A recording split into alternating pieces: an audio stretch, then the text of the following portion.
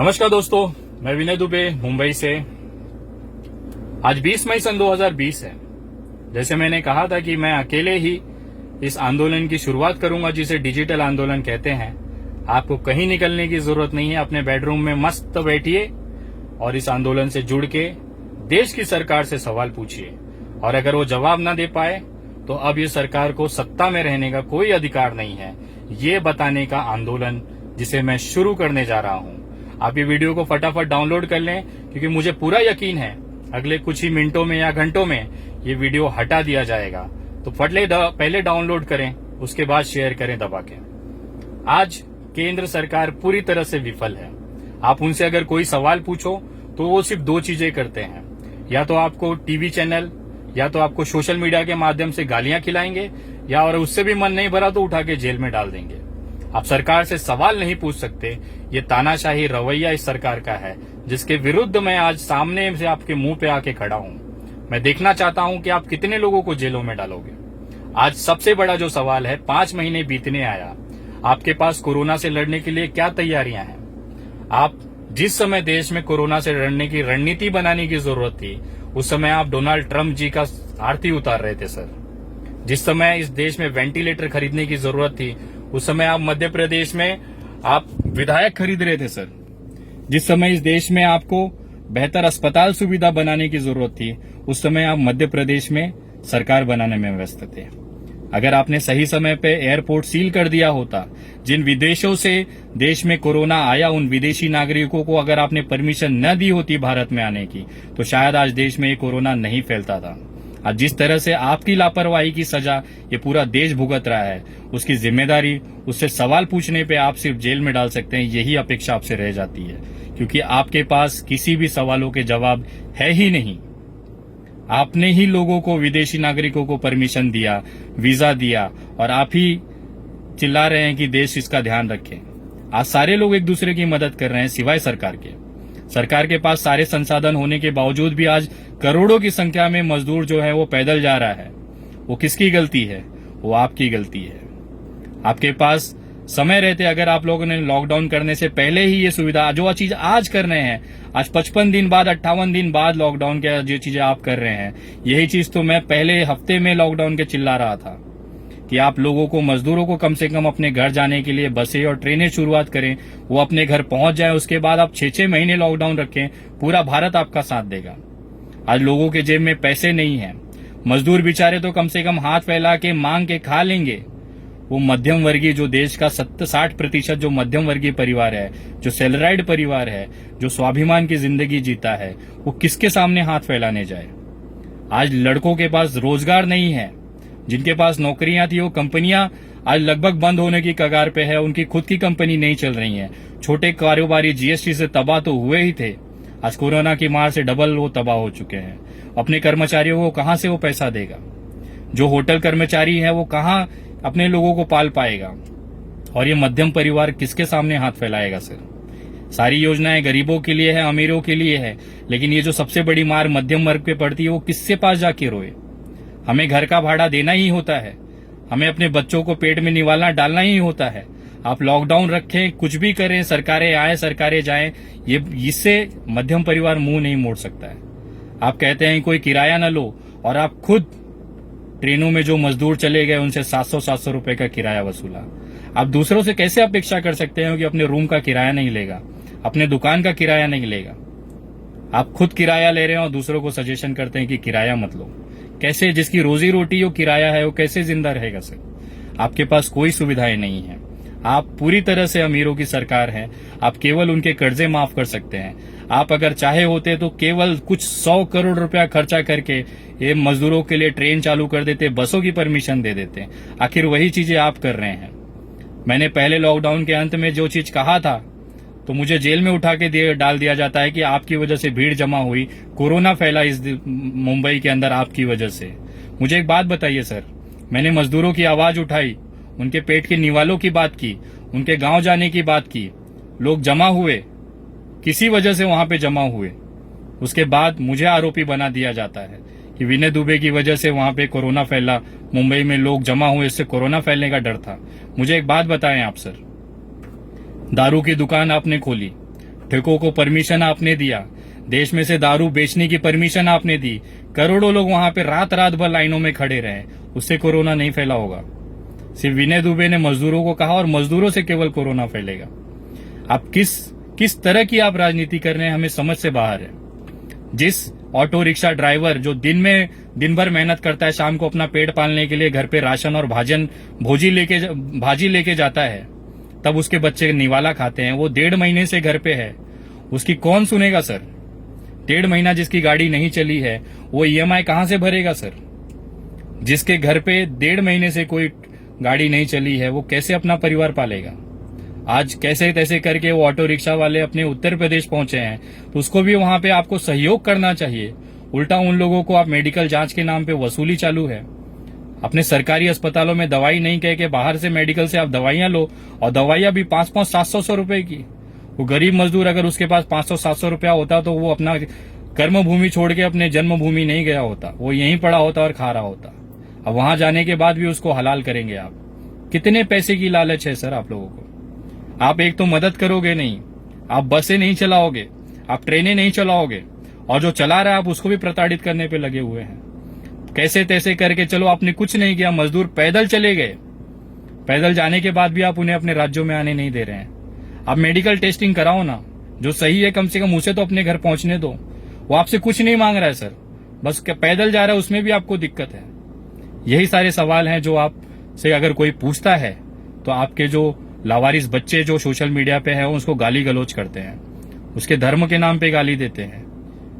आज मैं आपसे कहता हूं कि एक नया आंदोलन मैं छेड़ने जा रहा हूं, जो ये सोशल मीडिया की जो गंदगी है, अब आप उसे साफ करेंगे सर। मोदी जी, आप पूरी तरह से विफल हैं इस देश के सरकार चलाने में। आप एक अच्छे वक्ता हैं, मेरे आराध्य हैं, एक उसका सम्मान है, लेकिन देश चलाने में आप सक्षम नहीं हैं। ये बोलते हुए मुझे शर्म आ रही है। आप देश चलाने में सक्षम नहीं है, आपके अंदर वो काबिलियत नहीं है कि आप एक देश चला सकें। आपने इतने साल गुजरात मॉडल के नाम पे आप जीते, आप वहां पे मुख्यमंत्री रहे। मुझे बताते हुए शर्म आ रहा है कि आज वही गुजरात में आपके जो डॉक्टर्स हैं वो पीपीई किट के लिए आंदोलन कर रहे हैं। ये आपका वही गुजरात है जहां पे मजदूरों को एक वक्त निवाला नहीं मिल रहा है, जिसकी वजह से वो सड़कों पे गाड़ियां तोड़ रहे हैं। ये आपका वही गुजरात है सर, जिन मजदूरों को आप वहां से भगा रहे हैं। मारपीट की गई जब ठाकुर कांड में, जिस समय ठाकुर समाज ने उत्तर भारतीयों को मार के भगाना चालू किया, तो उस समय राज्य में आपकी सरकार थी, केंद्र में आपकी सरकार थी। ये गुजरात मॉडल है सर, और आज इसी गुजरात मॉडल का जो भुगतान है ना, वो पूरा देश भोग रहा है। एक छोटा सा व्यापारी, एक छोटा सा दुकानदार, वो कैसे जिंदा रहेगा? उसके पास, आपके पास कोई नीतियां नहीं है। मध्यम परिवार, बेरोजगार युवा किसके सामने हाथ फैलाए, उसके लिए आपके पास कोई योजनाएं नहीं है, कोई उसका सोल्यूशन नहीं है। आप केवल अपने लावारिस बच्चों से गालियां दिलवाओ।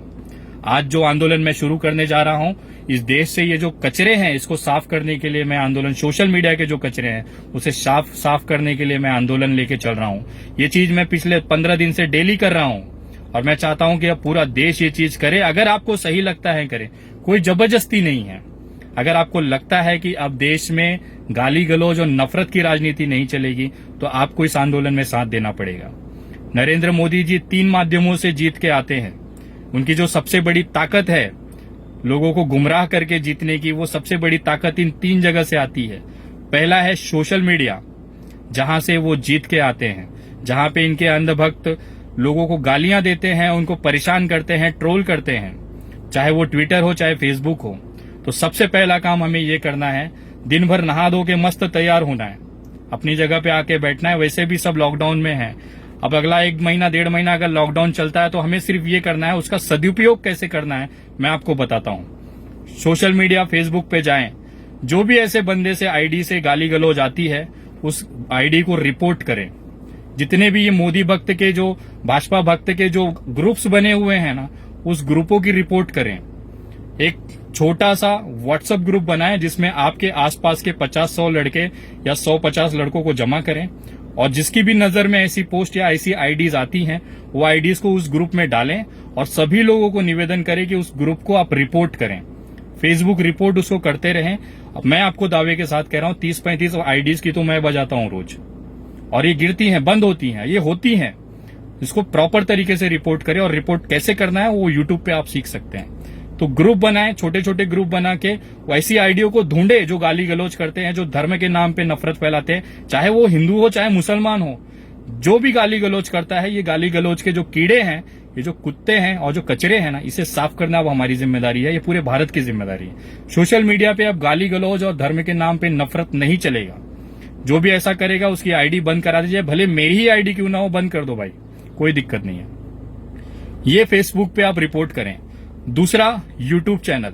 आपको बताते हुए आश्चर्यचकित हो रहा है कि जब से नरेंद्र मोदी जी की सरकार आई है, 1 लाख यूट्यूब चैनल से ज्यादा मोदी चैनल्स बने हैं वहां पे, जो केवल दिन रात मोदी भक्ति करते हैं। तो इन चैनलों को खोज खोज के उस चैनलों की रिपोर्ट करें, उसको स्ट्राइक करें।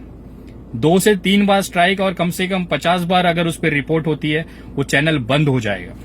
चैनल बंद कैसे करना है वो आप खुद यूट्यूब से सीखें। सारी यूट्यूब पे वीडियोस हैं, आप सीखें उसको। पहले 1-2 घंटा 4 घंटा लें, कैसे रिपोर्ट करना है सीखें, और होने के बाद उसको रिपोर्ट कर करके बंद करें।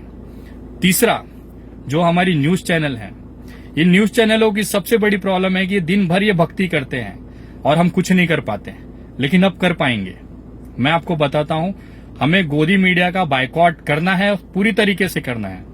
आप अपना परिवार और आस के जितने रिश्तेदार परिवार हैं उनसे कहें कि भाई अगर आपको सहमत हैं तो ही, जबरदस्ती नहीं है, कि आप ये जो अपना सेटअप बॉक्स है या केबल ऑपरेटर है उससे कहें कि हमें ये न्यूज चैनल्स नहीं चाहिए, उसको निकलवाएं।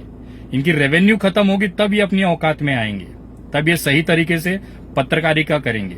ये 3 जगह हमें करना है। आपको कसम खाना है, डेली प्रतिदिन कम से कम 100 फेसबुक आईडी अगर एक व्यक्ति रिपोर्ट करके बंद कराता है तो हम कहीं ना कहीं ये सोशल मीडिया का कचरा साफ कर सकते हैं। दूसरा, यूट्यूब चैनल, कम से कम 50 यूट्यूब चैनलों को हमें रिपोर्ट करना है। तीसरा, कम से कम 10 लोगों को प्रोत्साहित करना है कि ये जो न्यूज चैनल्स हैं उसको अपने सेट टॉप बॉक्स और केबल ऑपरेटर से हटाए। ये डिजिटल आंदोलन हमें लगातार करना है। और साथ ही साथ जब भी आप फेसबुक पे पोस्ट करें या फिर ट्विटर पे करें, आप जरूर उसमें लिखें मजदूर विरोधी, जो हैशटैग होता है उसमें आप लिखें मजदूर विरोधी नरेंद्र मोदी, मजदूर विरोधी भाजपा सरकार, भाजपा हटाओ देश बचाओ, इस तरह से। और लास्ट में आप डिजिटल आंदोलन करके एक हैशटैग चलाएं कंटिन्यू। इससे ये पता चलेगा कि आप इस मुहिम से जुड़े हुए हैं। डिजिटल आंदोलन विनय दुबे भी करके आप चला सकते हैं, आपकी मर्जी है। और मैं आपको कह रहा हूं, केवल 1 हफ्ते अगर तबीयत से ये कर दिया जाए ना, ये अपने घुटनों पे आ जाएंगे। इससे सवाल पूछने वालों की तादाद बढ़ जाएगी और जिस तरह से ये ट्रोल करते गालियां देते हैं वो पूरी तरह से खत्म हो जाएगा। जब भी आपकी नजर में कोई कमेंट आता है या जब भी आपकी नजर में कोई ऐसी आईडी आती है, उसकी तुरंत रिपोर्ट करें। उस गाली को बेस करके उस कमेंट को रिपोर्ट करें। मैं आपको दावे के साथ बोल रहा हूं, ये कचरा जो है ना सोशल मीडिया का, वो खत्म हो जाएगा। अब हमें ये करना है, say no to social media abuse. अब ये ट्रेंड चलाना है, ये काम करनी है। और उसके साथ में जल्द से जल्द, और मैं निवेदन करता हूं भारत सरकार को, मोदी जी आपको खुद को ये एहसास है कि आप देश नहीं चला पा रहे हैं। मैं आपसे निवेदन करता हूं कि स्वेच्छा से अपनी एक नैतिक जिम्मेदारी लेते हुए आप अपने पद से इस्तीफा दे दें। आप ये सरकार खत्म करें और राष्ट्रपति जी को ये मौका दें कि ये देश वो अपने हाथों से चलाएं। गवर्नमेंट चला लेगी, पुलिस चला लेगी, स्वास्थ्य सुविधाएं चला लेंगी, लेकिन मुझे ऐसा लगता है कि नरेंद्र मोदी जी और उनकी पूरी जो मंत्रिमंडल और सरकार है वो भारत देश चलाने में सक्षम नहीं है। तो एक नैतिक जिम्मेदारी लेते हुए प्रधानमंत्री जी अपनी स्वेच्छा से आप इसे इस्तीफा दे दीजिए और देश अब आपका भार नहीं उठा सकता है। आपने खुद कहा था कि देश की जनता जिस दिन चाहेगी उस दिन मैं झोला उठाऊंगा और चला जाऊंगा। तो मोदी जी अब वो समय आ गया है, कृपया झोला उठाएं और चले जाएं। देश को माफ करें। आपने जितना भी देश के बढ़ाने में आपने जो योगदान किया है वो इतिहास के स्वर्णिम पन्नों में रखा जाएगा। आप एक बेहतरीन लीडर हैं, एक बेहतरीन वक्ता हैं, उसका जो सम्मान हमेशा रह जाएगा। अगर आपने स्वेच्छा से अपनी नैतिक जिम्मेदारी लेते हुए सरकार अगर आपने नहीं छोड़ा, इस्तीफा नहीं दिया, मैं आपको कहता हूं अगले कुछ साल के अंदर, कुछ महीनों, कुछ साल के अंदर यही जनता आपको मजबूर कर देगी। उस समय बहुत ही बेइज्जती वाली हालत होगी। इससे बेहतर है, आपको अभी भी समय है, आप स्वेच्छा से ये सरकार छोड़ दें। आपका सम्मान, मान सम्मान उसी तरह से बना रहेगा और आपका जो इज्जत है, वो जो सम्मान है, वो हमारे दिलों में हमेशा आबाद रहेगा। आप एक बेहतरीन इंसान थे। और जो भी ट्रोलर मुझसे पूछते हैं नरेंद्र मोदी नहीं तो कौन, मैं कहता हूं नरेंद्र मोदी नहीं तो राजनाथ सिंह, नरेंद्र मोदी नहीं तो लाल कृष्ण आडवाणी, नरेंद्र मोदी नहीं तो मुरली मनोहर जोशी, नरेंद्र मोदी नहीं तो केजरीवाल, नरेंद्र मोदी नहीं तो हिंदू हृदय सम्राट के वंशज हमारे महाराष्ट्र के हिम्मत श्री उद्धव जी ठाकरे साहब। ये नाम है। आपको लगता है कि बिना मोदी जी के देश नहीं चलेगा तो आप गफलत में हैं। ये जो महाराष्ट्र या ये जो भारत है ये वीरों से खाली नहीं रहा है।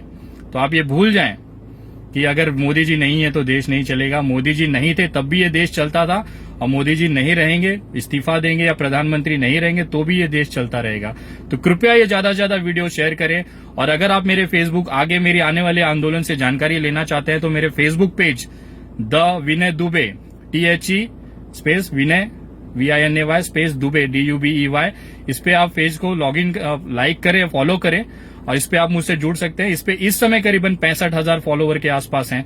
ज्यादा से ज्यादा लोगों तक ये वीडियो बनाएं, पहुंचाएं। और जो लोग मजदूर वर्ग हैं उनको मैं निवेदन करता हूं कि आज ये सही वक्त है, अपनी आवाज उठाएं।